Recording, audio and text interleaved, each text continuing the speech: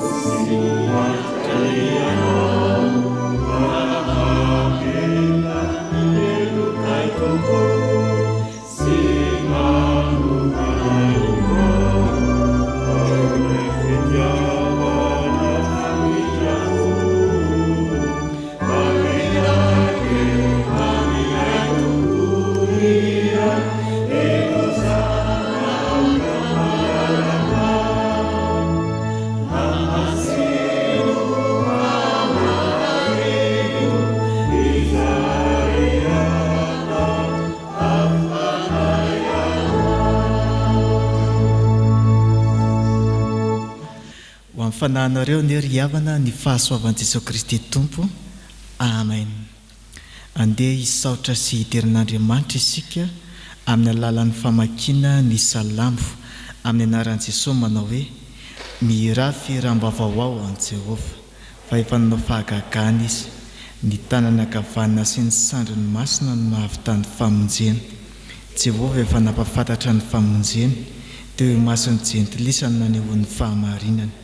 Efa nahatsiaro ny famondrapony sy ny fahamarinana tamin'ny taranak'Israely izy, efa nahita ny famonjen'Andriamantsika ny fahazatany rehetra. Mioby ho an'i Jehovah ary tany rehetra, velomy ny oby ka mihera. Mankalaza an'i Jehovah amin'ny lokanga, dia amin'ny lokanga sy ny fiherana, amin'ny trompeta sy ny fitsofana ny anjomara, ka mioby eo anatrehan'i Jehovah mpanjaka. Amen. Amen.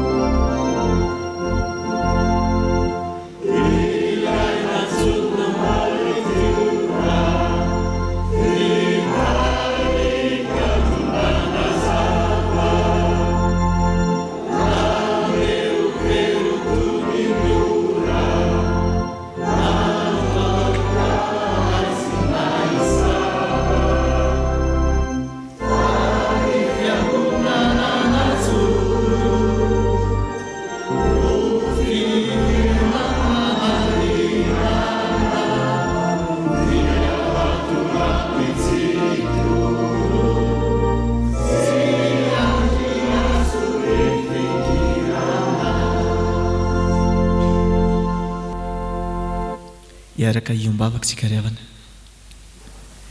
Izany ny tononkirana olom-boavitra ao ry Tompo Andriamanitra io. Tsy mora ny lalan'ny fiangonana fa samy nandalo fizahan-toetra mahamay avokoa Tompo. Izay mbola afaka mijoro ankehitriny kosa nefa dia afaka mirehare fa noho ianao. Teo ianao nampahery rehefa reraka iny izahay. Teo ianao nampitraka rehefa mitanondrika iny izahay. Ka velom-pisaorany misaotra anao Tompo fa tsy mba nanary anay mihitsy ianao na voaviana teo amin'ny androm-piainanay. Isaoranay ianao fa mbola velona tra-pamonjena izay izao alahady maraina izao. Andriamanitra miazona ny teninao ianao. Andriamanitra marina tsy mamandanga ka ho anao mandrakizay ny voninahitra. Ary raisy mba hoanitra kasitrahana eo anatrehanao izao fivoriana tanterana izao. Fa ataonay amin'ny anaran'i Jesosy Kristy Tompo mpamonjy anay izany. Amen.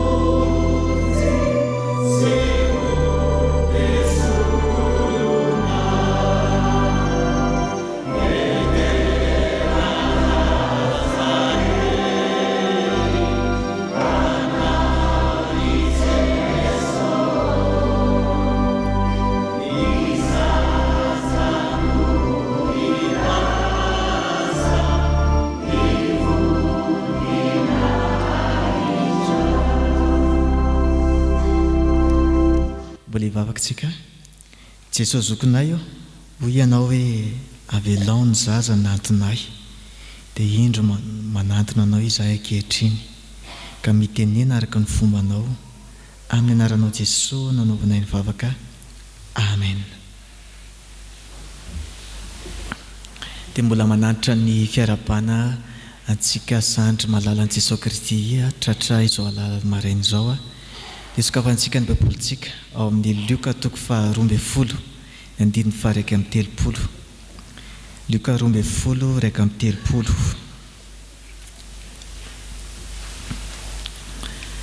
Rehefa hitantsika izany dia rahantsika mamaky mafy amin'ny anaran'i Jesosy manao hoe kanefa katsao ny fanjakany dia hanampy ho anareo izany zavatra izany. Amen. Ndeha fiantsika fandroany kanefa katsao ny fanjakany dia hanampy ho anareo izany zavatra izany. Dia tsy haiko ny baibolinareo raha mitovy ny amiko fa nazo misy hoe eo amin'ilay fanjakany misy dimy kely eo amboniny dia manondra rian'ny foto-pejy io hoe fanjakan'Andriamanitra. Izany hoe azo vakiana toy izao izany io teny io hoe kanefa katsao ny fanjakan'Andriamanitra dia hanampy ho anareo izany zavatra izany. Nisy mpanjaka izay ho ny rakizy mbola tsy nanambady izy dia efa naniry hoe efa mba tia hanambady amin'izay zany dia ahoana nataoko mba hasoko vady. Dia nangataka tolo-tsaina maro teo izy dia izao ny fanapa-kevitra ny raisina farany dia hoe dia hovoriko daholo ny tovovavy rehetra eto amin'ny tanàna sy ny firenena dia ampiangoiko izy ireo ary omeko firavaka ka ataoko mandalo eo anatrehako ka izay tena hoe manintona sy izay mahay mandresy lahatra no ampiakariko vady.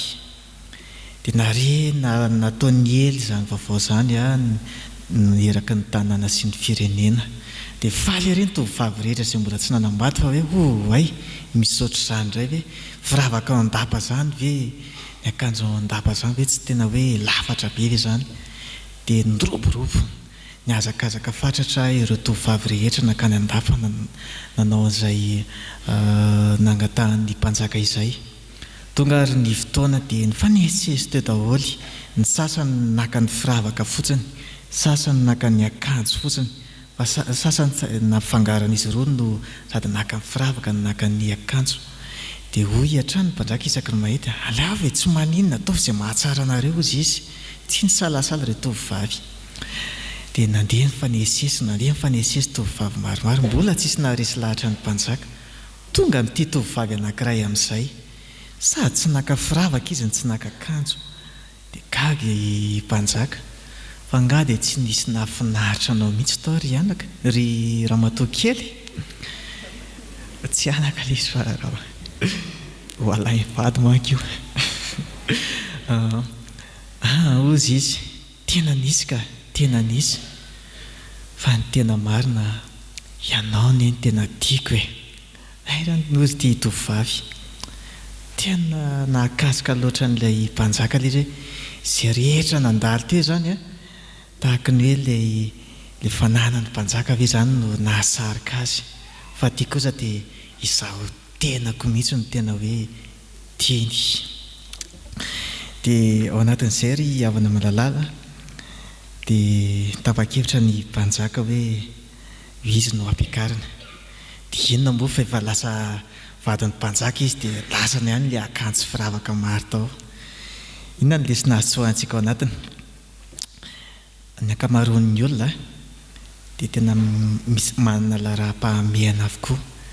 Hoe ny lara-pahamehako efa tonga amin'izao taona izao dia tsy maintsy manana trano tsy maintsy manana fiara, tsy maintsy voatetiko Madagasikara manontolo, tsy maintsy ohatr'izao, tsy maintsy ohatr'izao. Misy lara-pahamehana apetraka maromaro zany. Zavatra tena tsara eny, tsy hita izay maharatsy azy. Fa misy lara-pahamehana izay tian'Andriamanitra apetraka ihany koa nefa eo amin'ny fiainantsika. Dia hitena aminao ny Tompo hoe ny irainareo mahalala fa tokony ho anareo izany zavatra izany. Kanefa katsao ny fanjakan'Andriamanitra dia hanampy anareo izany zavatra izany. Izany hoe ho tombony ho anareo reny rehetra reny raha ny fanjakan'Andriamanitra aloha no katsahantsika voalohany indrindra. Dia izay ny fotoana ho an'ny ankizy tanora.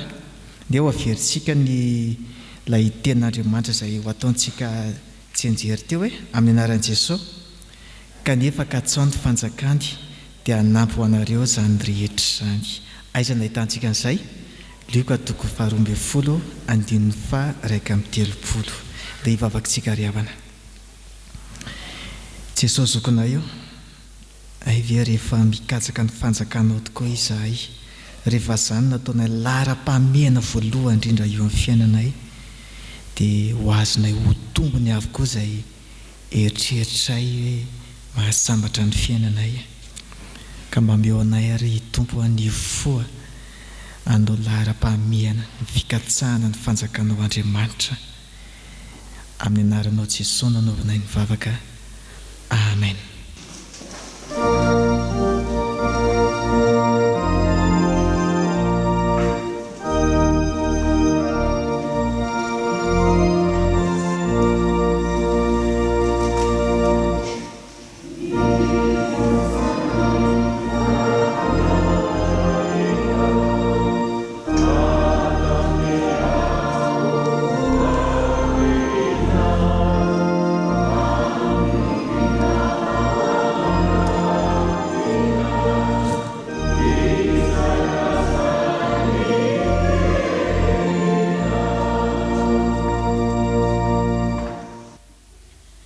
Iaraka hivavaka isika Tompoko. Tonga amin'ny fotoana makina ny tenao indray izay Andriamanitra rainay eo, koa midina ianao ry fanahy masina hanazava aminay izany tenao izany, dia ambeny molotry ny mpamaky mba hamaky tsara ny teny. Ireo izay mihaino koa dia aoka sara izay ambary ka andrakitra tsara izany eo am-pony. Ary ny mpanomponao izay tory ny teninao Tompo dia fenoy ny fanahy masina ka tsy hiteny afa-tsy izay tianao ambara, ka ny sitraponao ihany anehnao go tanteraka. Amin'ny anaran'i Jesosy nanaovana izany mivavaka izany. Amen. Hiaraka maky sy haino soratra masina isika ao amin'ny fanekena taloha, bokin'ny Mpanjaka. Mpanjaka voalohany toko 7:20, andiny 120 ka hatramin'ny 7:30. Mpanjaka voalohany toko 7:20, andiny 120 ka hatramin'ny 7:30. Rehefa hita dia hovakiana amin'ny anaran'ny Tompo. Ary dia nankeo amin'ny olona rehetra Eli ka nanao hoe, mandra-pahoviana ny rosaina ianareo, raha Jehovah no Andriamanitra manara azy, fa raha Bala kosa dia manara azy, fa ny olona tsy namaly azy akory. Dia hoy Eli tamin'ny olona, izao dia izao irery ihany ny sisa ny mpaminany Jehovah, fa ny mpaminany Bala kosa dia 500 lahy. Koa aoka ireo ny hanome vanditr'omby-lahy 2 antsika, ary aoka izy no hifidy ny iray ho azy, dia andrasa azy ka hametraka azy eo ambony kitay hazo, nefa tsy asiana afo ao. Ary izao kosa amboatra ny iray ka hametraka azy eo ambony kitay hazo, nefa tsy asiana afo koa ao. Ary mentso ny anaran'Andriamanitra ireo ianareo, ary izao kosa hiantso ny anaran'i Jehovah. Koa izay Andriamanitra mamaly amin'ny afo dia aoka izy no Andriamanitra. Ary ny olona rehetra namaly hoe marina izany teny izany. Ary hoy Eli tamin'ny mpaminany Bala, mifidiana vanditr'omby-lahy iray ho anareo, ka dia manamboara aloha ianareo, satria ianareo no maro, ary mentso ny anaran'Andriamanitra ireo, nefa aza asiana afo ao. Dia naka mivanditr'omby-lahy izay nomeny azy ireo ka namboatra azy, dia niantso ny anaran'ny Bala hatramin'ny maraina ka mandrapitaovitaovonan'ny andro izy nanao hoe, ry Bala ô, eno izahay, kanjo tsy nisy nanoina na namaly akory. Ary nitsakintsaka tamin'ny alitara izay nataony izy. Ary noho ny tataovonana ny andro dia nanesoeso azy Eli ka nanao hoe, mentso mafy ihany fa Andriamanitra izy, angamba sondrin-dresaka izy, na mievela na nisy naleny na natory anga izy ka tsy maintsy ho foazina. Dia niantso mafy indray ireo sady nitetika ny tenany, araka amin'ny fanaony amin'ny sabatra sy ny lefina mandra-pahalodra tamin'ny tenany. Ary na dia efa nitsidika aza ny andro, dia mbola naminany ihany izy hatramin'ny fotoana mifanatitra hariva, nefa tsy nisy nanoina na namaly na niaino azy akory. Ary hoy Eli tamin'ny olona rehetra, manatona dia nanatona azy ny olona rehetra. Ary Eli namboatra ny alitaran'i Jehovah izay efa rava, ka naka vato 12 araka ny isan'ny firenen'i Jakoba, izay ny avian'ilay teny Jehovah hoe, Israely no anaranao. Ary izany vato izany dia nataony alitara ho an'ny anaran'i Jehovah. Ary nanao ady kely manodidina ny alitara koa izy, izay mifafivoan'ny zavatra endrony famarana. Ary nandahatra ny kitay hazo izy, dia nandrasa mivanditr'omby-lahy ka nametraka azy teo ambony kitay hazo. Dia nanao hoe, feno rano sy ny efatra, ka hidino amin'ny fanatitra dorana sy amin'ny kitay hazo. Dia hoy koa izy, ataovy indray izany, dia nataony indray. Ary hoy koa izy, ataovy indray koa izany, ary dia nataony indray koa. Ary ny rano nikorotsaka nanodidina ny alitara, ka nofenoy ny rano koa ny ady kely. Ary no tamin'ny fotoana mifanatitra hariva, dia nanatiny Eli mpaminany ka nanao hoe, Jehovah, Andriamanitra Abrahama sy Isaka ary Israely, aoka ho fantatra an'io fa ianao n'Andriamanitra amin'Israely, ary izao no mpanomponao, ary araka ny teninao no efa nanaovako izao zavatra izao. Meno ahy mino hoe a Jehova mba hahafantaran'ireo olona ireto fa ianao Jehova no Andriamanitra ary ianao no nampiverina amin'ny fony indray. Dia latsaka ny afon'i Jehova ka nandevina ny fanatitra dorana sy ny kitay hazo sy ny vato ary ny vovoka sady nandritra ny rano tao amin'ny ady kely.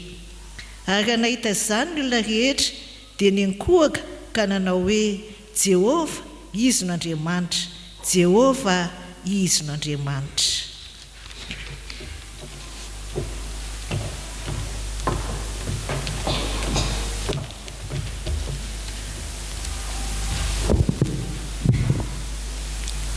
Ho tohizantsika ny famakiana ny soratra masina ao amin'ny fanekena vaovao.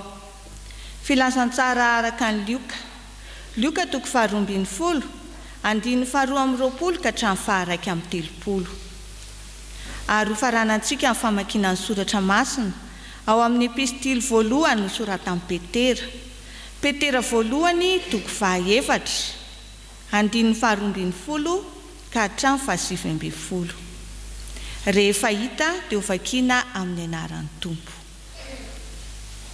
Ary hoy Jesosy tamin'ny mpianany, noho izany dia lazaiko aminareo hoe aza manahy ny amin'ny ainareo izay hoaninareo na ny amin'ny tenanareo izay ho tafianareo.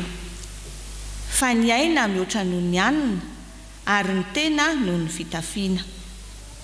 Hevery ny goaika fa tsy mba mamafy na mijinja ireny ary tsy manana fitoerany zavatra na trano fitehirizana, nefa Andriamanitra namerina azy. Tsy mihoatra lavitra noho ny vorona va ianareo? Ary iza moa ao aminareo na dia manahy aza no mahay manampy ny andro iainana na dia kely monja aza? Koa raha ny kely indrindra aza tsy hainareo, nahoana ianareo no manany amin'ny sisa? Hevery ny faniriny voninkazo, tsy mba miasa na mamoly ireny. Nefa lazaiko aminareo, na dia Solomona teo amin'ny voninahiny rehetra aza tsy mba nitafy tahaka ny anankiray amin'ireny. Ary raha niahatra izay any an-tsahany io, nefa atao ampatana raha mpitso no ampitafian'Andriamanitra toy izany, tsy mainka va ianareo kely finoana? Koa aza mitady izay hoaninareo na izay hosotroanareo ianareo ary aza mianahana. Fa ny jentilisa amin'izao tontolo izao dia fatra-pitady izany rehetra izany. Fandrainareo mahalala fa tokony hoanareo izany zavatra izany. Kanefa katsaho ny fanjakany dia hanampy hoanareo izany zavatra izany. Ry malala, aza gaga noho ny fizahan'ny toetra mahamay izay mahazo anareo fitsapan'ny toetra, ary azo atao zavatra mahagaga manjo anareo izany. Fa araka ny ombonanareo fijaliana amin'ny Kristy dia mifalia mba hiravoravonareo indrindra amin'ny fisehoan'ny voninahiny koa. Sambatra ianareo raha ratsiana noho ny anaran'i Kristy, fa ny fanahin'ny voninahitra dia ny fanahin'Andriamanitra mipetraka ao aminareo.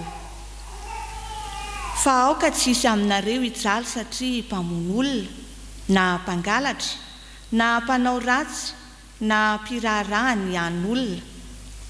Fa raha misy mijaly satria kristianina dia aoka tsy homenatra izy, fa aoka ankalazan'Andriamanitra amin'izany anarana izany izy. Fa tonga ny andro hiatombohan'ny fitsarana hatrao amin'ny ankonan'Andriamanitra, ary raha miatomboka amintsika izany dia anahoana kosa no hiafarana izay tsy manaiky ny filazantsara an'Andriamanitra? Ary raha saika tsy voavonjy ny marina, aiza no hisehoan'ny ratsy fanahy sy ny mpanota? Koa izay mitondra fahoriana araka ny sitrapon'Andriamanitra dia aoka ny fanaovan-tsoa no anoloran'ny fanahiny ho an'ilay matoky dia ny mpanao azy. Amen.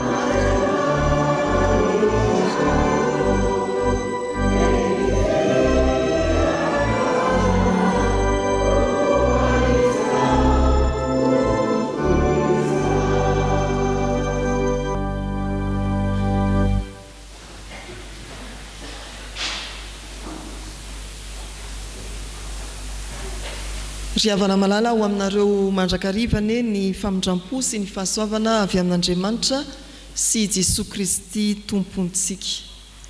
Volana Aogositra manamarika ny tantaran'ny fiangonana kristiana eto Madagasikara. Ny voalohany izay mariana amin'ny alahady faharoa tao anatin'ny volana Aogositra tahaka izao dia ahatsiarovana ny fahafoizan-tenan'ireo kristiana zokintsika tany amin'ny 730 anisan'izany ry Rasalama ireo nazera navarina tao am-pamarinana, ireo nodorana ary ireo martyra hafa izay niazona mafy ny finoana kristiana. Fa ao anatin'izao volana Aogositra izao koa dia mahatsiaro ny tanàn'Andriamanitra nampiombona ny misiona telotonta isika, ao ny misiona anglisy LMS, ny misiona frantsay MPF ary ny misiona frenjy izay anglisiany, ilay antsoina hoe fiangonana mangovotra, ireo telotonta izay tonga niombona ho FJKM. Tsarovatsika ny 12 Aogositra isan-taona izany. Fa ao amin'izay ahatsiarovana indrindra ny fanorantenan'ireo martyra dia anoloanantsika ry havana ny Petera voalohany 4 andininy 12 hatramin'ny 7. Petera voalohany 4 ny andininy 12 hatramin'ny 7. Manahoana ny fiainana kristiana martyra. Hoe martyra mantsy dia azo ilazana zavatra anankiroa miavaka tsara. Ny martyra reo nanao viveriny ainy tamin'ny fijoroana ho vavolombelona ka niara-ny fahafatesana. Ny martyra koa dia isika mbola velona ka manana fahasahiana hijoro ho vavolombelona. Maha-kristianantsika dia hijoro ho vavolombelona ny finoana any Kristy. Manahoana ny fiainantsika martyra ny finoana kristiana. Isika izay tena mijoro ho vavolombelona marina ny amin'ny finoana any Kristy, isika izay tena mijoro ho kristiana marina. Manahoana ny tena fiainantsika. Izay tsara ho fantarina ara-pahaizantsika ety am-piandohana dia ny filazan'ny soratra masina manoloana antsika fa ny fiainantsika kristiana tena mijoro dia makaminy voninahitra iarahana amin'ny Jesosy Kristy ao amin'Andriamanitra. Izao ny voasoratra amin'ny andininy 7 amin'ny anaran'i Jesosy. Fa araka ny ombonanareo fijaliana amin'ny Kristy dia mifalimba iravoravonareo indrindra amin'ny fisehoany ny voninahiny koa. Iseho ny voninahitr'Andriamanitra, izany ny fiafarany ny fiainantsika kristiana marina mijoro amin'ny finoana any Kristy. Fa mandra-pahatonga amin'izany farany fiainantsika izany dia ambaran'izao soratra masina izao fa tsy maintsy misy ny fiaretana, ny fanenjehana izay mahatonga antsika hatsiaro fijaliana. Fijaliana aloha vao voninahitra. Izay no hitantsika eo amin'ny andininy 12 sy 17. Ary ny faharoa dia izao eo amin'ny andininy 14 hatramin'ny 19. Tandra vadikoditra amin'ny fiainantsika kristiana ny fijaliana. Tandra vadikoditra amin'ny kristiana ny fijaliana. Ary ny fahatelo dia hitantsika eny amin'ny andininy 17 na dia eo azy zany fa mariparitana ny maha-kristiana miaritra fijaliana hiandrasan'ny voninahitra izany dia mazotoa manolo-tena ho an'ny tompo. Azony ny fanoloran-tena, mandrosoa lalindalina kokoa amin'ny fanompoana. Fijaliana mialoha ny voninahitra. Verenantsika vakina andininy 12 sy 17 amin'ny anaran'ny tompo manao hoe ry malala azagaga no fizahn-toetra mahamay izay mahazo anareo ho fitsapan-toetra, ary aza tao zavatra mahagaga manjo anareo izany. Fa araky ny ombonanareo fijaliana amin'i Kristy dia mifalia mba hiravoravonareo indrindra amin'ny fisehoany ny voninahiny koa. Izay raha fitinina dia manome ilay loha hevitra hoe fijaliana mialoha ny voninahitra. Io tsy mitovy amin'ny hoe ao anatin'ny mangidy no ahitana ny mamy. Ny ezaky ny olona amin'ny filofosany amin'ny asa mandraharaha hiaretany atsika na ny hafanana be, any an-tsana, any an-tanàna, any amin'ny birao, afiny. Rehefa tonga ny fandraisana ny valikasasarana dia mandray izy. Fa ity mijoro kristianina isika, vavolombelona mahatoky isika, ateraky ny fijorontsika ho kristianina dia manery atsika, manodidina atsika ny fanenjehana, ny fankahalana, ny fanesoana, ny fanarabiana. Fahoriana aloha vao voninahitra. Teny fampahirezana no iantson'ny mpanoratra ny kristianina itenenana hoe ry malala. Tena teny ampitiavana, mampahery, mampijoro. Azagaga no ny fizahn-toetra mahamay mahazo anareo. Tsy vahiny amin'izany sika. Tsy hoe tonga eto ianao dia ve zany le fiainana kristianina, efa zany mihitsy ny fiainana kristianina, tsy maintsy mijaly izaho sy ianao raha vonina hijoro, raha tena miaina ny fiainana kristianina.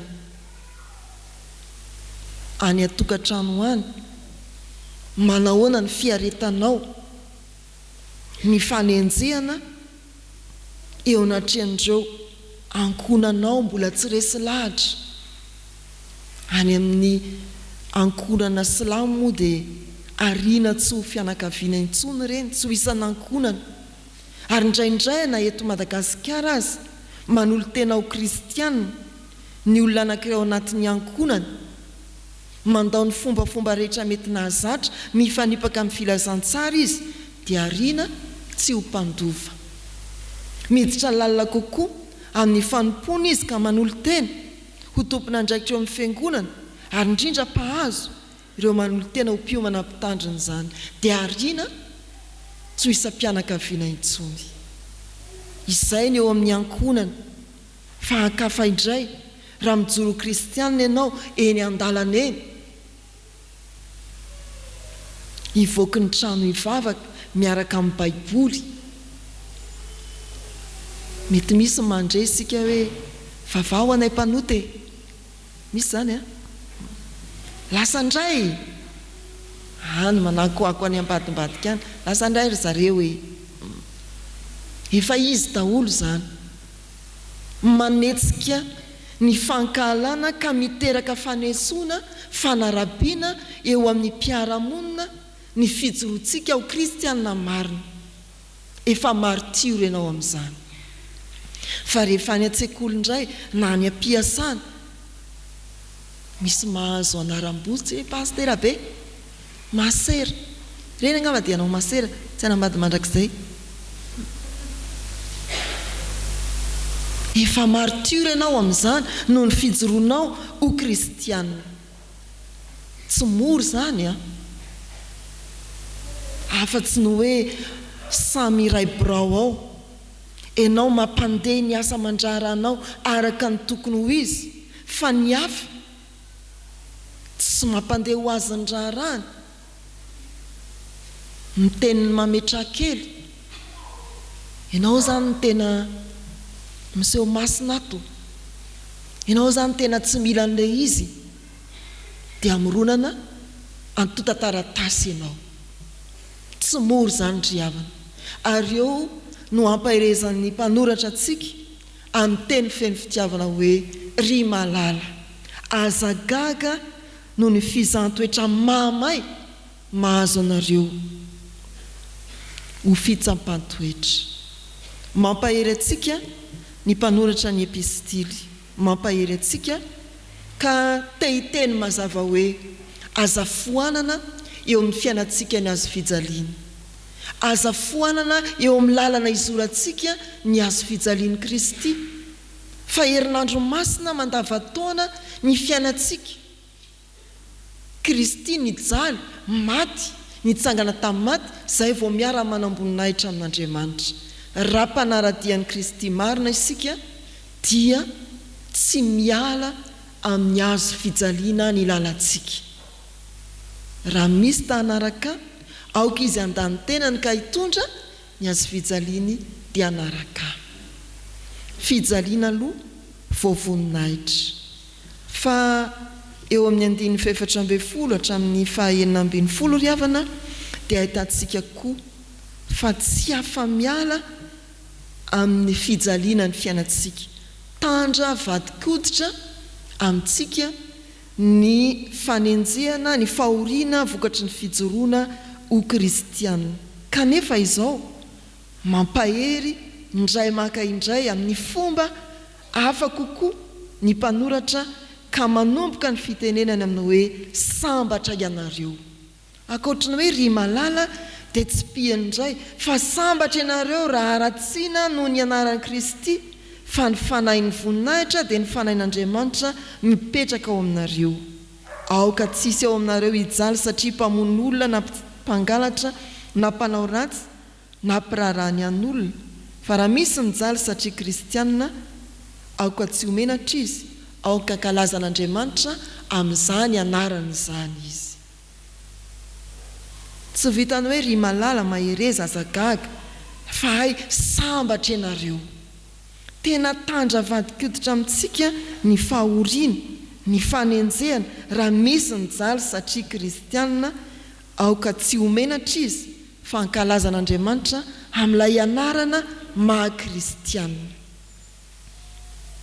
Ao amin'ny filazantsaraka Matthieu 5:1-12 dia misy filazan'i Jesosy hoe sambatra izay enjehana noho ny fahamarinana.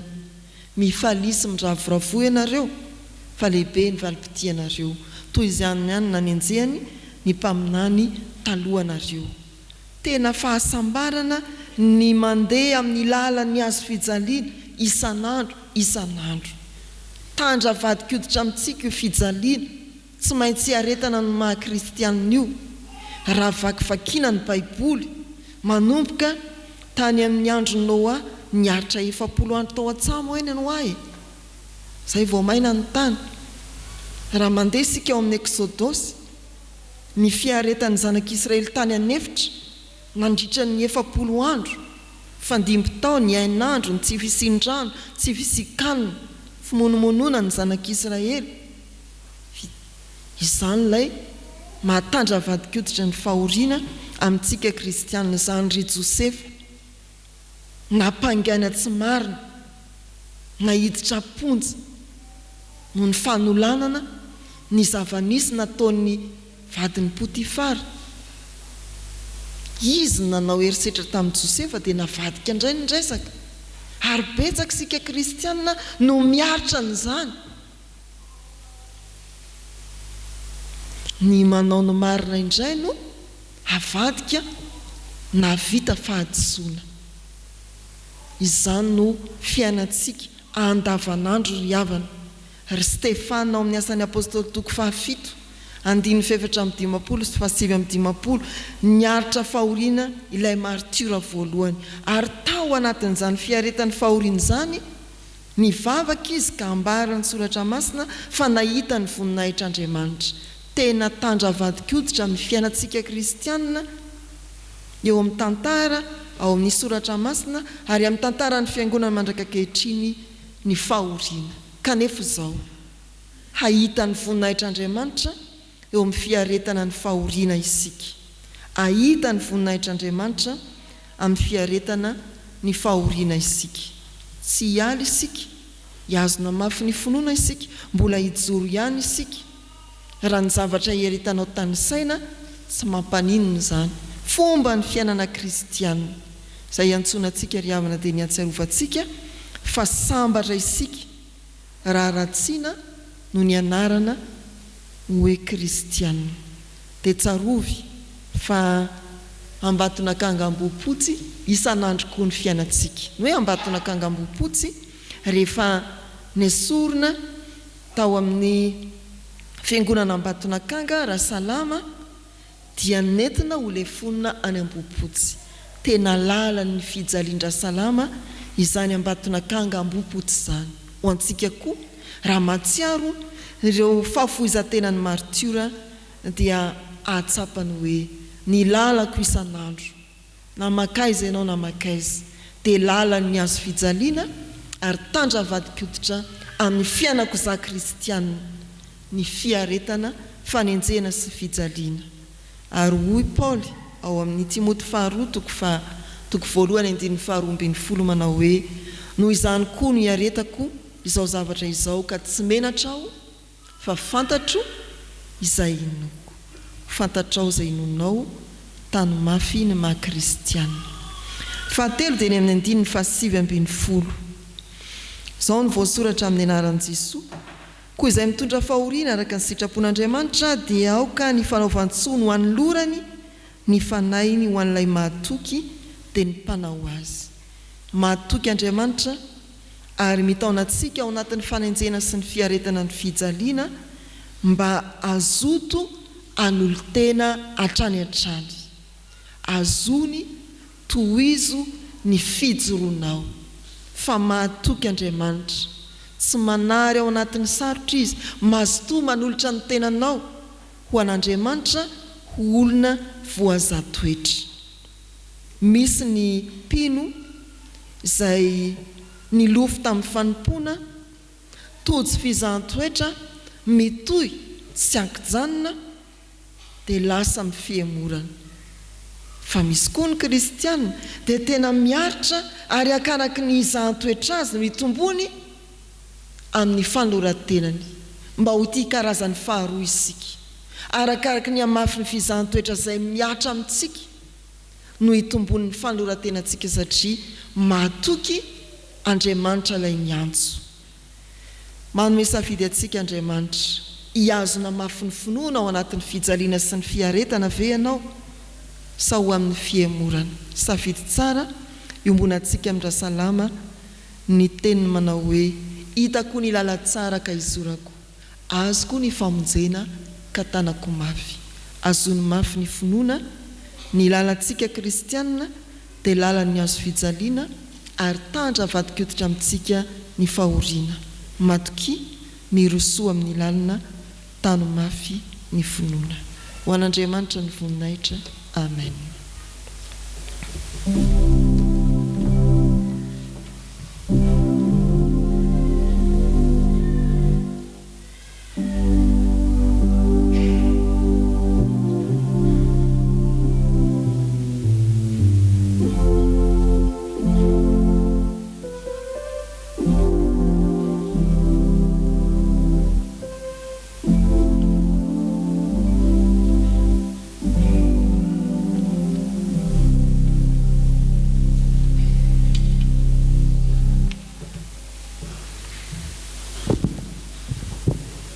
Araka iambavatsika revana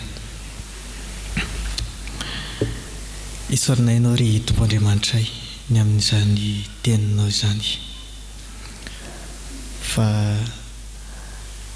misy ireo izay fantaniana izay mibosesika ao anatinay izay tsy manahitana valiny teo amin'ny fiainana hoe fa maninona n'izao fa inona ny antony fa inona ny dikan'ireny aive Tompo hoe fijaliana aloha voninahitra ary tandra vadik'oditra eo amin'ny fiainanay mihitsy ny resaka fizahan-toetra mahamay fantatra ilay izy ankehitriny ary isaorana ianao ny amin'izany teny izany Tompo izay tsy mora aminay nefa kanefa raha izay no ahafahana amin'ny ompianana aminao raha izay ny lalana tsy maintsy diavina amin'ny maha-kristianinay dia ho tananay finoana Tompo fa tsy ho vitanay nefa ny tan'izany irery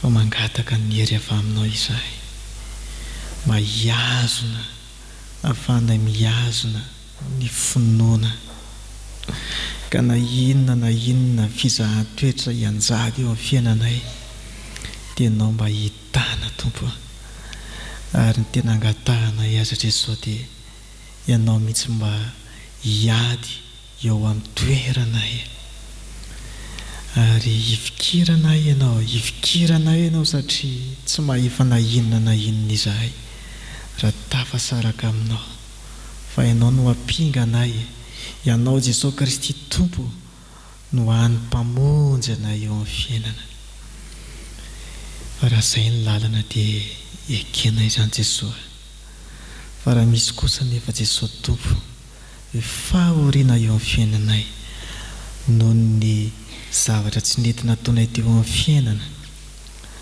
noho ny ditra noho ny tsy fanarahana sitraponao dia hifonana mamindrafo aminay Jesosy ao ihany koa ny tsy fahaizana nijoro vavolombelona na nolon'ireo fakam-panahy maro samihafa dia hifonana ihany koa izany tompo aza mba ho isaina ho eloka ho anay ireny fa avelao ny famindraponao aminay avelao ny raha Jesosy Kristy nalatsaka teo amin'ny hazo fijaliana anadio anay ho afaka amin'ny tsy fahamarinana rehetra dia mba raisy izay vavaka izay Jesosy amin'ny aranao nanaovana amin'ny vavaka amen.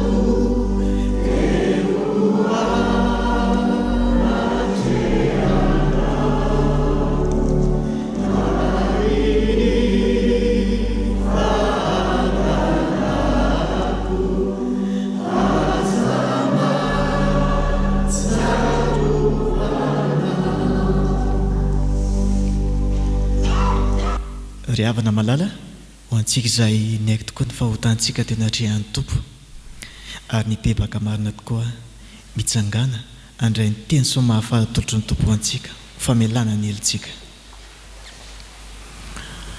ho ny tompo aminao satria ninoanatra ianao ka nanetry tena teo anatrehako izao efa niaindro ary makanisy aty amiko ianareo rehetra izay miasa fatratra sy mafesatrentana fa izao no hanome anareo fitsaharana aza matahotra mino fotsiny ihany izay mino ny zanaka no manana fiainana mandrakizay ambara amin'ny anaran'ny tompo fa avoavelany elokarea no ny anaran'ny masina amen mity raha ny anarany Sama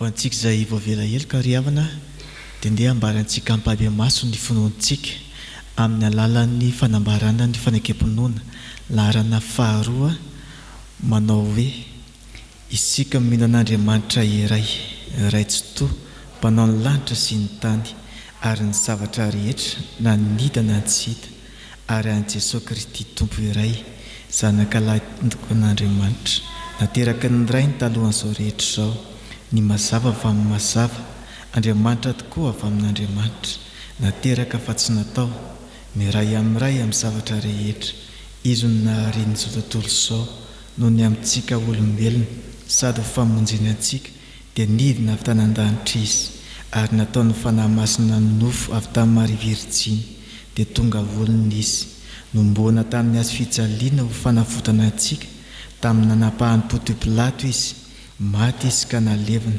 nitsangana tamin'ny maty tamin'ny andro fahatelo arak'izay voasoratra izy niakatra ho an-danitra izy ary mipetraka eo tanankavanana indray avy any no eviany indray amin'ny voninahitra hitsara ny velona sy ny maty ary mandrakizay ny fanjakany isika mino ny fanahy masina tompo sady mpanome aina izay avy amin'ny ray sy ny zanaka ka hitsaona sy ankalazaina miaraka amin'ny ray sy ny zanaka izy dia niteny tamin'ny vavan'ny mpaminany isika mino ny fiangonana iray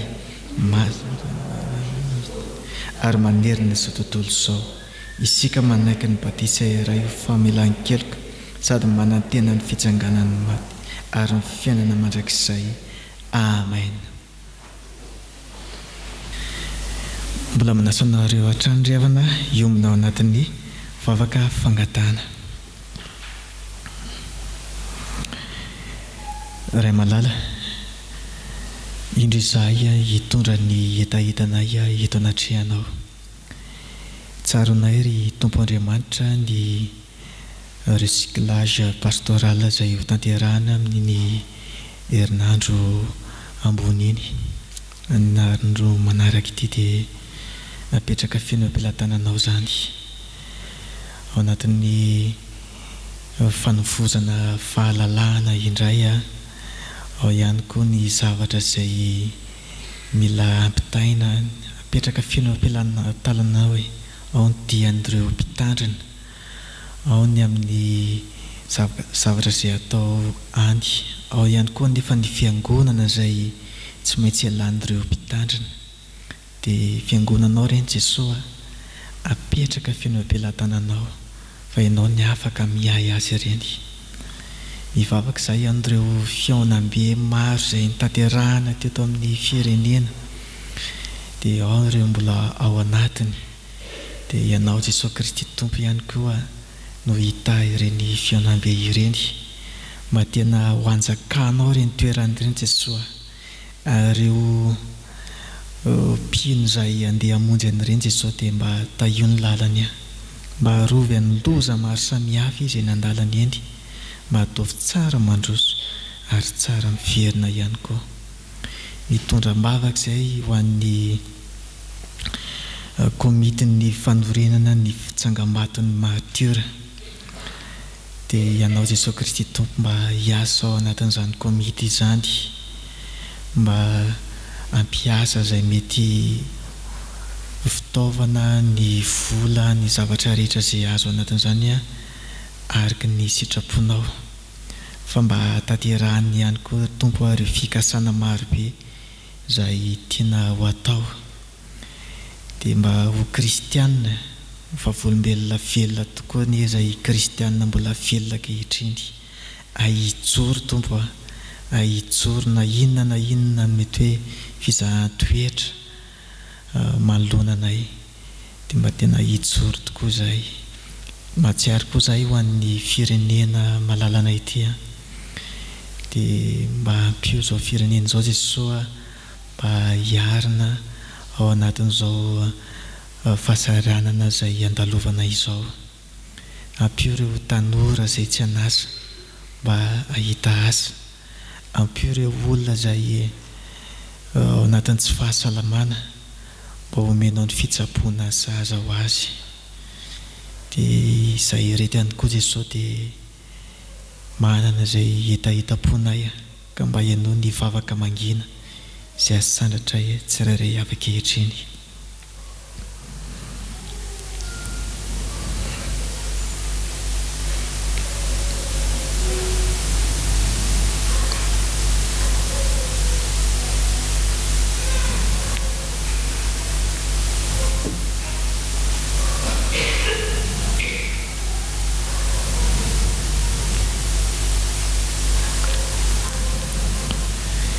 Misaotranao ny amin'ny fiainonao ny vavakay a, misaotranao ihany koa ny valim-bavaka sahady izay atolotra ao anay Tompo. Ny vavaka izay nasandratray dia ataonay ny anaranao Jesosy ary akambanay amin'ilay vavaka izay fanampianarinao anay manao hoe ray ny aren'Andanitra, ho masinana ny anaranao, ho tomany ny fanjakanao, ataony sitraponao ny dia-tany taky ny Andanitra. Meonay noho ny anasazaonay ary mamelona ny elikay tahaka namelana izy ameloka taminay, aza mitondra ny vakam-panahy fa manafahana amin'ny ratsy, anao ny fanjakana sy ny hery ary ny voninahitra mandrakizay. Amen. Dia misaotra ny mpitantsoratra nitondra ny raharaha hitaomanantsika fiangonana. Fa fifaliana ho antsika ny manatrika an'Andriamatoa aina miray mifaly Fitirolin sy Ramatoa Randria Manalina Ando Harinandriana Larissa, izay vita fanamasina fanambadiana ny Sabotsy 7 Aprily 2020 taondasa iny.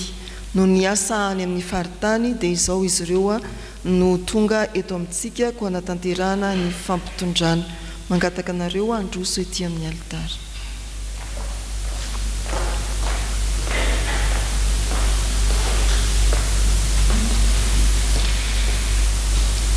Dia miombona fifaliana aminareo izahay, tsy hoe efa herintaona sy tapany dia tsy faly intsony fa faly lalandava sika ao amin'ny Tompo, miarahaba vita soa ny mariazy ary miara manantena aminareo izay fa ho tokantrano tapahan'ny Kristy tokoa ny tokantranonareo ary ho vanginy amin'ny fahasoavany sy ny fiadanany isan'andro. Ary ankehitriny dia reto telo reto no mitoetra, finoana fanantenana fitiavana fa fitiavana lehibe amin'ireo.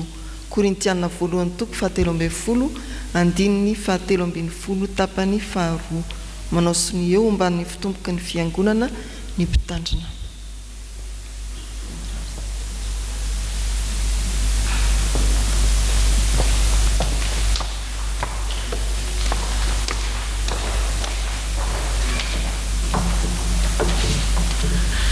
Nitateraka ny rakitra isika ankehitriny ka ny hira fa raika amin'ny 700 ny lapan'Andriamanitra no anombohantsika ny hira ao anatin'izany rakitra izany.